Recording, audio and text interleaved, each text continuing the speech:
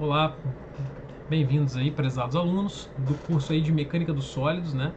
Estamos iniciando hoje o curso de Mecânica dos Sólidos para o Bacharelado em Engenharia Elétrica, tá? Então, para aqueles que já foram meus alunos, tá? Bem-vindos de volta. Para aqueles que ainda não foram, né? Eu vou me apresentar rapidamente, tá? Eu sou o professor Vitor Pinheiro, tá? Já tenho alguma experiência na área da docência, tá? Na área de engenharia civil, mecânica, química, entre outras engenharias, elétrica também. Tá? Então, alguma coisinha do que eu já fiz na minha carreira aí. Mas vamos ao mais importante, que seria a ementa da nossa disciplina, né? O que vamos trabalhar na parte da mecânica dos sólidos. Tá? Aqui vale uma primeira importante observação para os senhores. A observação é a seguinte: né? O curso de mecânica dos sólidos que foi proposto, né, elaborado pelos professores no PPC, né, do campus de Guarapari, ele é um curso um pouquinho diferente, tá, do clássico, tá? Esses conteúdos a partir do segundo aqui, a partir de tensões e deformações, são clássicos, né, de um curso de mecânica dos sólidos ou mecânica dos materiais, ou também chamado de resistência dos materiais. Mas essa parte de mecânica vetorial, que diz respeito a uma parte de mecânica estática, ela normalmente é dada em separado numa disciplina de mecânica estática, tá? Isso, por exemplo, em cursos de engenharia mecânica ou química, tá? E aqui a gente tem uma proposta de acoplar um pouquinho de mecânica estática no início para dar um embasamento para vocês e depois seguir aí nos conteúdos clássicos, né, digamos assim, de um curso de mecânica dos sólidos, ok? Então a gente vai trabalhar mais ou menos nessa sequência. A bibliografia, muito importante a gente dar uma passadinha, tá? Basicamente, né, eu vou estar trabalhando com uma bibliografia básica, baseada em dois autores contemporâneos bem didáticos, que é o Hibbeler e o Beer, tá? Então eu tenho aqui nas posições 1 e 2 os livros de mecânica estática dos dois, e nas posições 3 e 4 os livros de mecânica dos materiais ou resistência dos materiais, também dos dois autores, tá? Vale também salientar, pessoal, que para quem gostar bastante da disciplina e quiser se aprofundar ou se interessar em se aprofundar um pouquinho melhor na disciplina de mecânica dos sólidos, né, isso também é possível, tá? O que vai acontecer é o seguinte: a gente tem uma escola, né, de mecânica dura, né, de mecânica dos sólidos muito forte, focalizada na Rússia. Então, a história da construção da mecânica dos sólidos passa pelos grandes professores, né, e os grandes engenheiros de mecânica dura russos. Então você vê aqui, ó, que nas leituras complementares ou bibliografia complementar você tem livros do professor Stephen Timoshenko, professor Igor Popov, professor Fedosiev e por aí vai. E como também leitura complementar, agora fugindo um pouquinho da escola russa, que é uma escola importantíssima para essa disciplina, você tem o livro do Timothy Philpott, que é um autor também mais contemporâneo, que propõe um sistema integrado de ensino, e esse sistema integrado de ensino é formado, dentre outras coisas, por um software, que é o MD Solids, que foi um software muito premiado didaticamente falando, que o professor Philpott propôs e que a gente deve trabalhar eventualmente com ele em algum ponto da disciplina para tornar, digamos assim, a parte computacional, a parte de software mais próxima aí da realidade aí da disciplina de sólidos, ok? Bem, iniciando então os nossos trabalhos, né, efetivamente aí, pessoal, nós vamos trabalhar como um primeiro tópico com vetores no espaço. Esse seria o nosso primeiro tópico aí. Então, só para vocês terem uma visão geral dos componentes dessa unidade, tá? A gente vai ver um pouquinho de forças no espaço, né? Depois, na sequência, equilíbrio de corpo rígido. O terceiro tópico seriam carregamentos distribuídos e não internos. Aqui tem um pequeno errinho, depois eu acerto. E propriedades de área, que seriam cálculos de centroide e momentos de inércia. Então, na aula de hoje, a gente vai se restringir apenas a esse primeiro tópico aqui, tá? Que seriam as forças no espaço. E falando de forças no espaço, pessoal, aqui não é bem uma introdução a esses conceitos de forças no espaço. Vocês já viram um pouco disso em Física 3, já viram um pouco disso em Álgebra Linear, já viram um pouco disso em geometria analítica. Então aqui não é uma novidade, é basicamente uma revisão de alguns conceitos com a extensão de outros, né, que são mais inerentes à mecânica estática do que essas matérias anteriormente citadas, tá? Então vamos começar aqui, né? O primeiro conceito importante que eu gostaria que os senhores aí pegassem é o seguinte, né? Seria a representação de um vetor em forma de vetor cartesiano, tá? Então como que eu represento um vetor na forma de um vetor cartesiano, tá? Eu basicamente preciso, para isso, né, que esse vetor esteja no espaço tridimensional aqui, por exemplo, né? Então x, y, z. Eu preciso das componentes ou magnitudes em cada direção, ax, ay e az, e eu preciso dos vetores ou versores unitários em jk na direção de cada eixo coordenado. Então, esses vetores em jk ou versores unitários, vocês viram lá no livro do Halliday, né, em Física Mecânica 1, tenho certeza. Também, quando chegarem em álgebra linear, podem ter visto isso aí dentro do livro de álgebra linear. Não sei quais vocês usaram, se foi o Anton, se foi o Boldrini, em algumas outras literaturas clássicas aí da álgebra linear, ok? E para que eu represente um vetor, então, em forma de vetor cartesiano, basta que eu multiplique em cada direção o componente ou a magnitude do vetor versus o seu versor unitário naquela direção. Então, a x é a magnitude e o y seria o versor unitário. E, consequentemente, na direção y e na direção z, utilizando a mesma lógica. Ok? Então, com isso, eu consigo representar um vetor cartesiano no espaço. Tá? Bem, para calcular o módulo de um vetor, como é que eu faço? Tá? Para calcular o módulo, relembrando lá da geometria analítica, eu posso tirar a raiz quadrada das somas dos quadrados dos componentes, direto, aqui como está na equação 2.4, mas caso alguém não lembre, né, da dedução dessa expressão, basta que você pense o seguinte, olha, esse vetor AX vezes o versor Y, ele está aqui representado de pretinho, e o vetor AYJ representado aqui de preto. Se eu fizer uma resultante só aqui no plano XY aqui embaixo, entre este vetor e este vetor, pelo teorema de Pitágoras, eu conseguiria determinar esse vetor A', né? E esse vetor A', né? Quando eu faço a resultante dele com AZ, que ficou aqui para cima, eu teria, né, o módulo do vetor A em azul aqui. Então basta que eu aplique consecutivamente duas vezes o teorema de Pitágoras para que eu consiga deduzir, né, que a expressão do módulo de um vetor tridimensionalmente falando seria esta aqui da expressão 2.4. Ok? Bem, próximo tópico, né, aqui seria um pouquinho menos de revisão, seria o conceito de cossenos diretores. Tá? Então aqui a gente abre uma pequena pausa e vai fazer uma pequena analogia, né, uma pequena comparação com o caso, né, de você estar trabalhando no 2D. Então, quando você está trabalhando num plano e você tem, né, o eixo x e o eixo y, para que eu represente um vetor num plano, basta duas informações. Basta que eu conheça a magnitude, basta que eu conheça um ângulo que esse vetor faz com qualquer um dos dois eixos, ou com x ou com y, ok? Só que quando eu estou no plano IR3, eu estou no plano tridimensional, né, no espaço IR3, um ângulo não é capaz de descrever o vetor. Então você pensa, olha, se eu só tiver o ângulo que o vetor forma com o eixo x, ou tão somente o que forma com y ou com z, eu não consigo definir exatamente onde esse vetor está no espaço. Então essa é a primeira questão. Quando você para comparar um plano com o espaço, você vê que o espaço precisa de mais informação para que eu defina corretamente a direção de um vetor no espaço, né? Então essa direção de um vetor no espaço usa de uma ferramenta chamada cossenos diretores para que a gente consiga localizar perfeitamente um vetor no espaço IR3. Então vejam, para que eu posicione um vetor no espaço, eu preciso ter o conhecimento de três ângulos, alfa, beta e gama. Tá, então, professor, o que são esses ângulos alfa, beta e gama? Então vamos lá, respectivamente. Alfa é o ângulo que esse vetorzinho azul forma com o eixo x. Beta, o ângulo que o vetorzinho azul forma com o eixo y. E gama, né, da mesma forma, o ângulo que o vetor forma com o eixo z.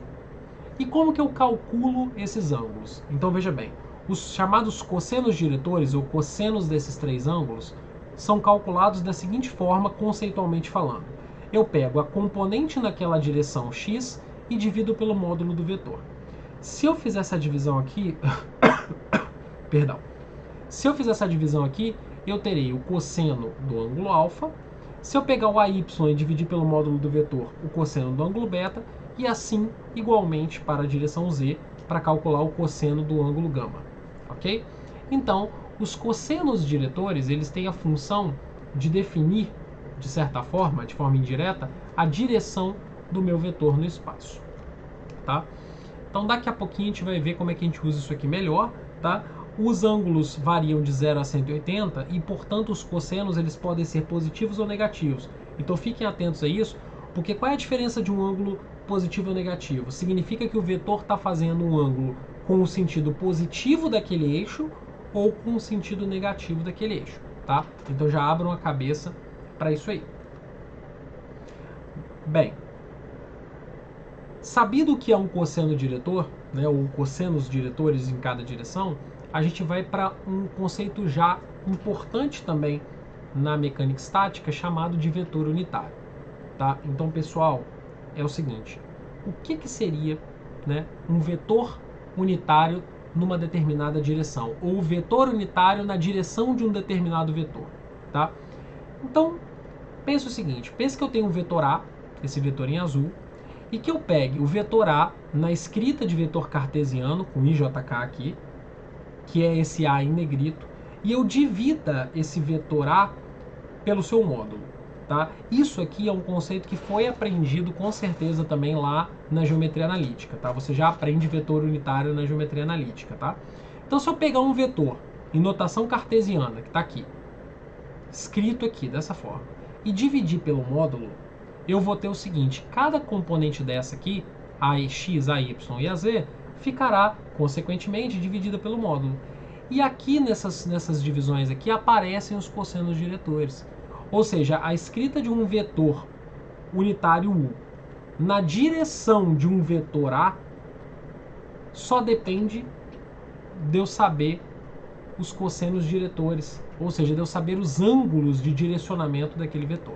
Então, a escrita de um vetor unitário na direção do vetor A acaba ficando, né, uma multiplicação dos cossenos diretores, que são os componentes em cada direção, versus os versores de JK. Bem, qual a importância prática disso? Tá? Vamos lá. Relação entre esses cossenos diretores.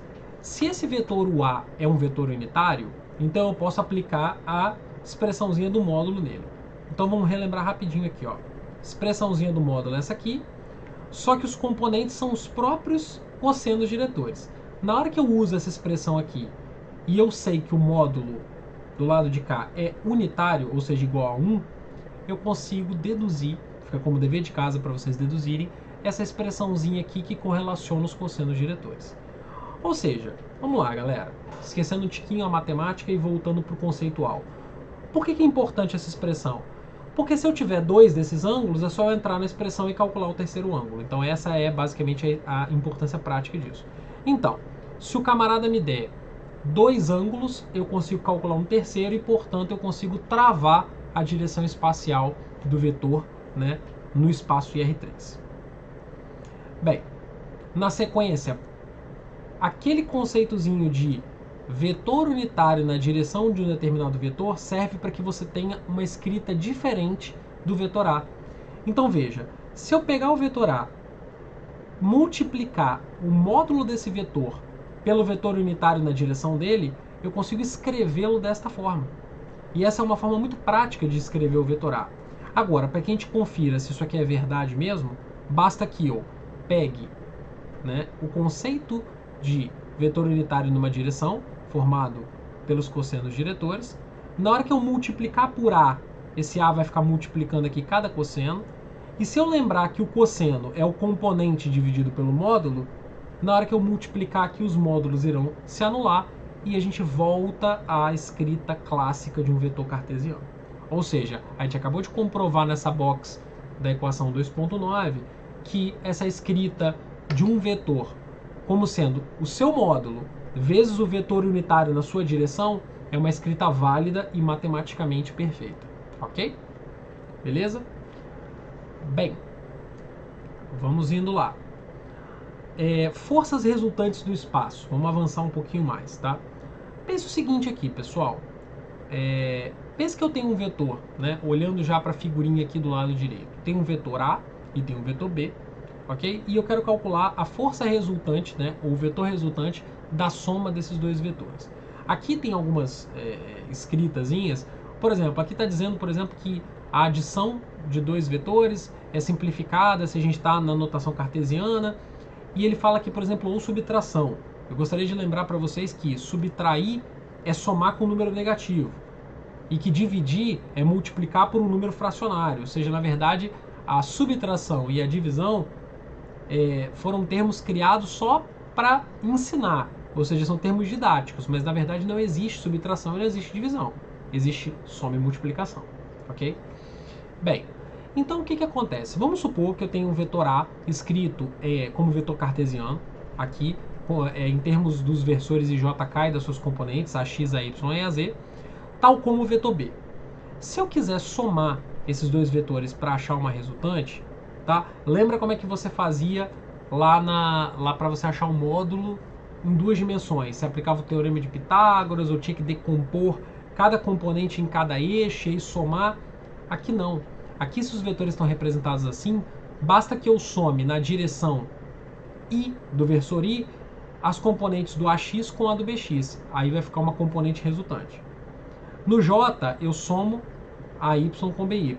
E no Z, AZ com BZ. Então é muito prático. Se eu tiver os dois vetores na notação cartesiana, ou 3, ou 4, ou 5, é simples eu somar. É simplesmente eu somar tudo que está na direção do versor I, tudo que está na direção do versor J e tudo que está na direção do versor K. Então fica simples assim, ok? Então a força resultante é algo simplificado desta forma, tá? Então, pessoal, para encerrar, rapidamente vou mostrar um exercício, tá? Mas eu vou estar postando para vocês listas de exercícios avaliativas nessa primeira parte de mecânica vetorial, porque eu considero muito importante o treino de exercícios nessa parte, porque ela é uma parte que exige um pouquinho desse treino para fazer essa fixação, tá? Então o exercício resolvido 1, ele traz o seguinte, ele traz essa figurinha aqui, e ele pede para a gente expressar essa força F em termos de um vetor cartesiano, ou seja, representá-lo desta forma da box azul aqui na direita. Primeiro, vamos pensar nas informações que ele deu. F é igual a 100 libras, então ele me deu aqui um módulo, tá, da força F. E me deu dois ângulos, 60 graus e 45 graus. A primeira observação é o seguinte, esses ângulos servem como uma forma de me dar a direção espacial do vetor F. Mas nenhum desses dois ângulos configura o conceito do ângulo alfa, beta e do ângulo gama, que são os ângulos dos cossenos diretores. Perceba, esse ângulo de 60 graus é o ângulo que ele faz perpendicularmente, ok, a esse plano XY que está no chão aqui, mas não é um ângulo diretor. E esse ângulo de 45 graus é o ângulo entre esta projeção e o eixo X, então também não é um ângulo diretor, mas servem para direcionamento. Então como é que a gente vai fazer? Vamos fazer por trigonometria básica, decomposição em seno e cosseno. Então olha o que ele vai fazer aqui, ó. Ele vai pegar basicamente e chamar essa componente no chão aqui de uma componente F', ok? F'. Ele vai estar calculando, né, as componentes Fx e Fy, né, e F', né, e Fz. E depois que ele tiver calculado cada componente do vetor, né, ele vai escrever o vetor de forma cartesiana, ok? Mas vamos acompanhar um pouquinho, né, do que está sendo feito por aqui, tá bom? Então é o seguinte, pessoal, a primeira coisa que o camarada faz aqui é achar esse Fz, né? Ele acha esse Fz multiplicando 100, né, versus o seno de 60. Você percebe que o 60 está aqui e a componente, né, o pedaço do vetor que está oposto aqui ao 60 é o mesmo FZ que está aqui. Então aqui paralelo com aqui. Então você consegue, com seno aqui, você consegue calcular o FZ. Tá? Depois com o cosseno, né, você consegue calcular o F'. Tá? E o Fx e o Fy que estão desenhados aqui tridimensionalmente, você consegue fazendo decomposição do cosseno e o seno de 45 graus. Aí quem está adjacente é o cosseno, quem está oposto é o seno, aquela historinha toda. O que você tem que tomar cuidado aqui? Tem que tomar cuidado basicamente, tá, com isso aqui, ó. A direção positiva do eixo X é essa que está aqui indicada. A positiva do eixo Y para a direita é a posição positiva do Z para cima. Só que a sua componente Fy aqui, ela está no sentido negativo do eixo Y. Então você calculou ela, o módulo dela aqui no Fy, 35,4 libras, mas como ela está no sentido negativo, na hora de representar o seu vetor cartesiano, você tem que tomar o cuidado de inserir o sinalzinho de menos aqui. Ok? Então, vários exercícios como esse vão ser propostos para vocês. Eu vou organizar uma listazinha no material parecido com esse, para que vocês possam treinar, tá? E basicamente a primeira aula ela tinha como objetivo passar uma reintrodução, porque vocês já viram em outras disciplinas, do que é um vetor no IR3, como que se calcula o seu módulo, conceito dos cossenos diretores, vetor unitário numa direção e também cálculos de força resultante no espaço através de notação de vetor cartesiano. Tá? Com isso a gente cumpriu o objetivo da primeira aula, né? E vamos reaquecendo os motores aí, e na segunda aula a gente já vai estar no ritmo para poder dar seguimento ao curso. Pessoal, grande abraço, tá? E até o nosso próximo encontro. Até lá!